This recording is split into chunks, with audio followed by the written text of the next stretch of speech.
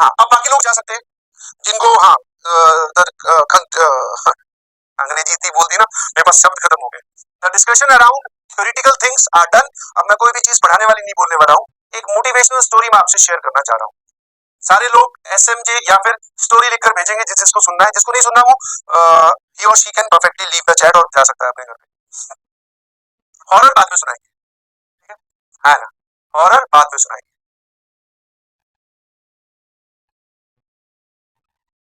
ठीक है। ये स्टोरी आप लोगों से रिलेट इसलिए होती है बिकॉज आप लोग एक सवाल पूछ रहे हो कि हमारा कुछ पार्ट मतलब कि आपकी क्लास 11 बर्बाद हो गया है ना, तो क्या हम आगे जेई मेंस और एडवांस क्वालिफाई कर सकते हैं कि नहीं, है ना। इसलिए मैं तुम्हें एक रियल इंसिडेंट्स बोलते ना, this story is inspired from real characters, और इनके जीवित जो लोग हैं उनसे संबंध है इसका। ऐसे नहीं बोल रहा हूँ कि काल्पनिक है, इसका कोई संबंध नहीं है जीवित या मृत आदमी से, इसका पूरा पूरा संबंध है जीवित लड़के से। आपका एक पार्ट 11th का बर्बाद हुआ, आपने हाहाकार मचा दिया, जहां भी जा रहे हो जिससे भी मिल रहे हो 11th बर्बाद है, जेई क्वालिफाई कर सकते हैं कि नहीं कर सकते। एक बच्चे की मैं आपको कहानी सुनाता हूँ, ध्यान सुनना। और अभी मेरे को 5 मार्च को वो मिला था, 5 मार्च फ्राइडे, एम्स हॉस्पिटल में मेरी उससे मुलाकात हुई। ध्यान से सुनना प्लीज। कुछ दिनों से, जो पुराने अर्जुना के हैं वो शायद जानते होंगे, वाइफ की तबीयत थोड़ी ठीक नहीं थी, तो मुझे एम्स जाना पड़ता है रेगुलरली, ठीक है। क्या प्रॉब्लम है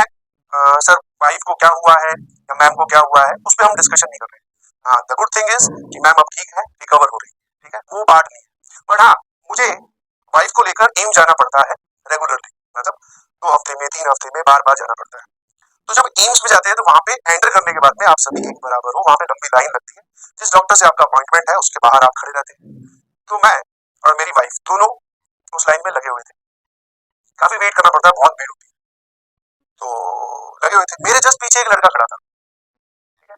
और वो लड़के ने क्या किया, मतलब काफी देर बाद में उसने मुझे नोटिस किया होगा, मैं घूमा क्योंकि लाइन में काफी देर से खड़े हुए, 1 डेढ़ घंटा हो गया, तो आप ऐसे तो है नहीं सीधा खड़े रह सकते, मैं थोड़ा घूमा। उसने मुझे देख दिया, अरे सचिन सर, बेटा हाँ बेटा, पहले तो पैर छुए। उसके हाथ में भी फाइल थी, आपको अपनी अपनी फाइल लेके खड़ी रहने पड़ते हैं, कि आपकी प्रिस्क्रिप्शन क्या है वो आपको दिखाना होता है सारा, क्या आपका इलाज चल रहा है। तो फिर उससे बात हुई, पहले उसने पूछा सर आप कैसे, फिर मैंने बताया कि वाइफ की थोड़ी तबीयत ठीक नहीं थी, अब रिकवर हो रही है। बोले अच्छा, रेगुलर चेकअप के लिए आए। फिर उससे पूछा, मैं तू यहाँ कैसे, बोले कि सर मैं भी रेगुलर चेकअप के लिए आया हूँ। मैंने कहा क्या हुआ ये बता। फिर मैंने कहा तू मुझे क्या जानता है, कौन से, कोई एक जनरल स्टूडेंट होता है, एक जनरल सवाल हम पूछते हैं कि कौन से बैच में था बेटा, अर्जुना में था कि लक्ष्य में था। बोले कि सर मैं अर्जुना का स्टूडेंट हूँ, अर्जुना 2.0 का, है ना। और मैं, मेरा मेन एम आईडीजे नहीं है सर, मेरा मेन एम एनडीए क्वालिफाई करना है, मुझे एक आर्मी ऑफिसर बनना है सर। बट हाँ, एनडीए में मैथमेटिक्स आती है, तो वो मैथ्स में आपसे पढ़ता था। बहुत बढ़िया, प्राउड ऑफ यू। फिर मैंने कहा फिर क्या हुआ, बोले सर कुछ नहीं,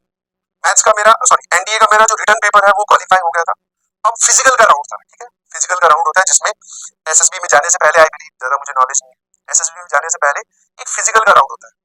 तो बोले सर उस राउंड की प्रिपरेशन मैं बहुत अच्छे से कर रहा था, मेरा एनडीए क्वालिफाई हो गया था, रिटर्न क्वालिफाई हो गया था। तो बोले वही शाम को रोज दौड़ लगानी, बिकॉज वो भगवा के देखते हैं, भागो भैया, ठीक है, हाइट मैच करवानी और वो सब, फिजिकल फिटनेस बहुत इंपॉर्टेंट होती है। बोले सर मैं वही कर रहा था, अपनी फिजिकल की ट्रेनिंग हमारी बहुत अच्छी चल रही थी। तो एक दिन, बोले दौड़ लगा के मैं बैठा, पसीना पसीना सूख गया, तो पानी पीने के लिए मैंने गिलास उठाया, और गिलास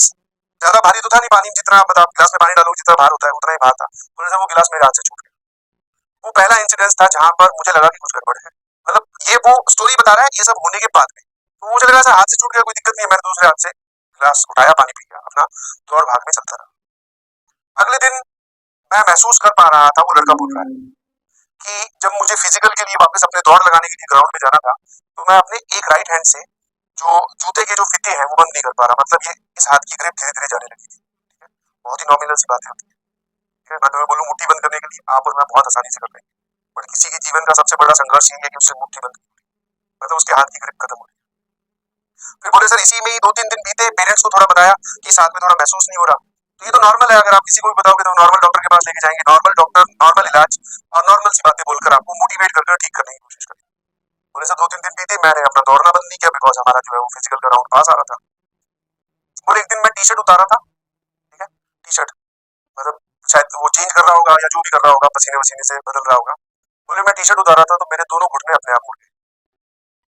मतलब खड़ा होकर वो टी शर्ट चेंज कर रहा था, तो बोले मैं धड़ाम से गिरा सर। धीरे धीरे धीरे धीरे धीरे धीरे करते करते इन टुकड़ों, टाइम के टुकड़ों में उसकी बॉडी पूरी की पूरी पैरालाइज हो, मतलब अच्छा खासा 19-20 साल का लड़का, हाँ, घूमता घामता दौड़ लगाता हुआ धीरे धीरे विदिन पूरे सर 1 हफ्ता या 8 या 9 दिन लगे होंगे, मैं पूरा कंप्लीटली बेड पे था, जिसमें अब क्या हालत थी, वो हाथ की ग्रिप लूज होने से अब सिर्फ मेरी आंखों की जो पुतलियां होती है सिर्फ वो ब्लिंक कर रही थी, ना मैं बोल सकता था, ना मेरा हाथ उठ रहा था, ना मेरे उंगलियां हिल रही थी, ना मेरा पैर हिल रहा था, मैं कंप्लीटली बेड पे लेटा हुआ था। ये उस लड़के ने बताया अपनी कहानी। 8 या 9 दिन में खेल फटाफट फटाफट फटाफट, वो जो होता है ना इवेंट्स इतने बार बार रिकरेंस में आ गई कि कभी हाथ की ग्रिप जा रही है, कभी बोले सर गर्दन अपने आप, ये जो होती है ना गर्दन, आपको नहीं पता चल रहा आपकी गर्दन संभाल रखी है आपके ब्रेन ने या स्पाइन ने, जब वो कनेक्शन वहां से लूज होगा तो ये गर्दन गिर जाएगी, आपकी हाथ की ग्रिप। बोले सर 8 या 9 दिन में पूरा बेड पे था, और आसपास घर वाले जो बोल रहे थे वो मुझे सुनाई दे सकते थे, बट मैं उनको बोल के रिप्लाई नहीं कर सकता, सिर्फ पुतलियां चिपका रहा हूँ, उसी से कुछ समझाने की कोशिश कर रहा हूँ। ठीक है, ये कहानी शुरू हुई। अब इसके बाद में पेरेंट्स को ये नहीं समझ में आया कि ये बीमारी कौन सी है, तो वो बोले सर पहले तो उस गांव में जितने डॉक्टर थे, फिर पास में नजदीक में जो शहर पड़ता है उसमें जितने डॉक्टर्स थे, सुनते जाना आराम आराम से, और फिर पूरे उसके जिले में या पूरे स्टेट में जितने डॉक्टर्स थे सबको दिखाया, और इस पूरे प्रोसेस में 7-8-9 महीने लगे, या 4-5-6 महीने लगे। 6 महीने जाकर किसी ने बताया कि भैया एम्स में इलाज होगा इस बीमारी का, आप एम्स गए, एम्स में जाते ही आपको अपॉइंटमेंट इतनी आसानी से नहीं मिलता आपको, ठीक है, अपॉइंटमेंट आप अभी जाकर, खुदा ना खास्ता भगवान करे आपको कभी अपॉइंटमेंट लेने की जरूरत ही ना पड़े, ठीक है, बट अगर कभी लेना पड़ा तो ऐसा नहीं होता कि सर कल मुझे उस डॉक्टर को दिखाना तो कल का मिल जाए, जाके उस लाइन में खड़े हो गए ना तो डॉक्टर का अपॉइंटमेंट मिलेगा 4 महीने बाद, 3 महीने बाद। तो वो बोल रहा था लकीली मुझे 1.5 महीने बाद में डॉक्टर का अपॉइंटमेंट मिला, डॉक्टर को आकर बीमारी दिखाई, डॉक्टर को बीमारी समझ में आई, उन्होंने इलाज चलाया, जो बीमारी थी उसका सर धीरे धीरे धीरे धीरे मेरी मूवमेंट वापस से आनी स्टार्ट हुई, मैं जो वो है चलने फिरने में मुझे वापस से दर्द होना स्टार्ट हुआ, और मेरे लिए चलना, गिलास पकड़ना, ठीक है, ग्रिप बनाना, ये अब आम काम नहीं रहे थे मेरे लिए, बहुत मुश्किल वाले काम हो गए थे सर। मैंने ये पूरा कितने प्रोसेस, कितने महीने का टेन्योर है, मतलब कि तेरे साथ ये बीमारी हुई, तूने ये झेला, फिर डॉक्टर को दिखाया, फिर तूने डॉक्टर ढूंढे, फिर तू एम्स में आया और फिर तेरा इलाज हुआ। बोले सर करीबन करीबन ये आप मान के चलो कि 8 से लेकर 9 महीना, मतलब करीबन करीबन आप 1 साल मान सकते हो, 1 साल तक तो मैं बीमारी में ही था, उसके बाद में से दवाइयों की मदद से मैं रिकवर होना स्टार्ट हुआ, और सर मैं रिकवर हो के अब मेरी हालत ये है, फिर मैं पहले वही होता है बेड से पहले बैठने पे आए, बैठने से फिर चलने पर आए, चलने से फिर थोड़ा थोड़ा हिलने डुलने पर आए, हिलने डुलने पे जब वो लड़का मेरे पीछे खड़े होकर मुझे स्टोरी सुना रहा था तब वो एकदम फिट एंड फाइन था। मैं कहा अब तो तू यार बहुत सही लग रहा है, बोले सर वापस, मैंने कहा अब क्या है, और एक और मजे की बात, जो एटीट्यूड उससे मैंने उस दिन सीखा, ये पूरी कहानी बताते वक्त कहीं पर भी चेहरे पे कोई उदासीन नहीं था, मतलब कि अगर आप उसको नॉर्मली दिखा दो तुम्हें सामने लाके तो तुम बता ही नहीं पाओगे कि किस चीज से गुजर गया है, एकदम खुश होकर बता रहा था, या तो पता नहीं मुझसे मिलने की एक्साइटमेंट थी, या फिर शायद उसकी वो बॉडी लैंग्वेज थी, या फिर वो देख चुका था कि क्या क्या समस्याएं आती है और कैसे समस्याओं को हराया जाता है, एकदम खुश होकर बोले सर ये हुआ, ऐसे ऐसे किया, मैंने कहा अब क्या है, बोले सर अब मैं ठीक हूँ, मैंने कहा फिर यहाँ क्यों आया हुआ है, बोले सर रेगुलर चेकअप के, दिखाना पड़ता है ना कि बॉडी में कि मैं सही डायरेक्शन में रिकवर कर रहा हूँ कि नहीं, कहीं उसमें ज्यादा गड़बड़ तो नहीं। मैंने कहा ठीक है, फिर मैं गया, तेरे को एनडीए बनने वाला है, वो जो तुझे आर्मी ऑफिसर बनना है, एनडीए क्वालीफाई करना है उसका सपना, बोले सर फिर भर दिया फॉर्म, फिर तैयार हूँ, मैं कहा आजकल क्या करता है, बोले सर फिर ग्राउंड पे उतरा हूँ और फिर दौड़ लगा रहा हूँ, मैं कहा हाँ मैं तो तुम क्वालीफाई कर सकता हूँ, ठीक है ना, आई बिलीव उस लड़के की फोटो मेरे पास हो तो मैं आपको दिखाऊं जरूर। जरूर है, क्योंकि बाहर निकलते वक्त मैंने उसको बोला, मैं कहा भाई एक सेकंड रुकना, एक फोटो मुझे तेरे साथ खिंचवानी है, बोले सर क्या हुआ, मैं कहा नहीं, ये जो तेरे से बातें करके जो मेरे में पॉजिटिविटी आई है, आई होप आप देख सकते हैं, एक सेकंड देख पा रहे हो, ये जो पीछे लड़का खड़ा है ये मैं हूँ, पीछे लड़का खड़ा है ये वाइफ है, अब धुंधला इसलिए आ रहा है बिकॉज वो फोकस में नहीं है शायद, है ना, ये है वो, 5 मार्च की बात है, ठीक है। My request to all of you is कि अगर भगवान ने किसी वजह से तुम्हें पीछे खींच के खड़ा किया है या तुम्हारा कोई पार्ट बर्बाद हुआ है, दैट डजंट मीन कि आप हमेशा के लिए पीछे हो, फिर से उतरना है मैदान में, फिर आपको अपना 100% देना है, और फिर सबके बराबर, इनफैक्ट सबके बराबर भी नहीं, सबसे आगे आगे, ठीक है। तो ये सवाल पूछना बंद कर दीजिए, ये सवाल पूछना बंद कर दीजिए, बिकॉज इससे पूछने से कुछ नहीं होगा, इस पे एक्ट करने से कुछ होगा।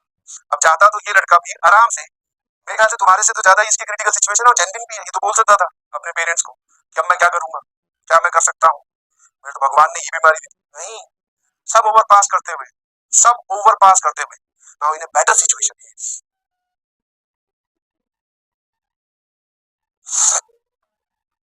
और बिना किसी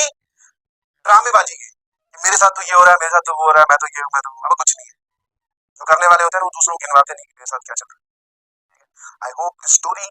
will be motivational enough for all of you to get started, get back to your line या फिर वापस शुरुआत करने के लिए आपके लिए इतनी बहुत होगी।